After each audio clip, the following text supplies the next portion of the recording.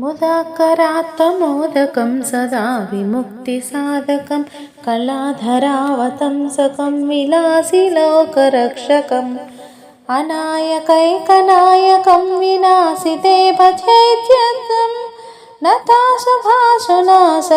नमामि तं विनायकम् न तेतरातिभीकरं न वोदितार्कभास्वरं न मत्सुरारिनिच्चरं न तादिकापदुत्तरं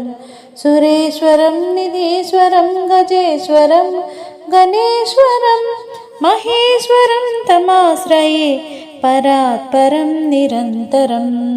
समस्तलोकशङ्करं निरन्तदैत्यकुञ्जरं तरेतरोतरं वरं वरे भवत्रमक्षरं कृपाकरं क्षमाकरं मुदाकरं यशस्करं मनस्करं नमस्कृतं नमस्करोमि भास्वरम्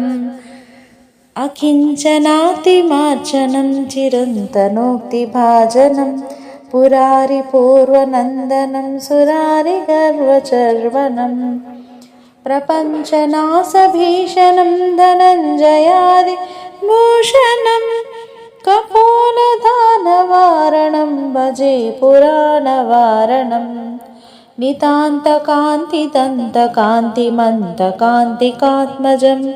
अचिन्त्यरूपमन्तहीनमन्तराय कृन्तनं हृदन्तरे निरन्तरं वसन्तमेव योगिनां तमेकदन्तमेव तं विचिन्तयामि सन्ततम् महागणेशपञ्चरत्नमादरेण योऽन्वहं प्रजल्पतिप्रभातके हृदि स्मरन् गणेश्वरम् अरोगतामदोषतां सुसाहितीं सुपुत्रतां समाहितायुरष्टभूतिमभ्युपैति सोचिरात्। శ్రీ గణేశ పంచరత్న స్తోత్రం సంపూర్ణం.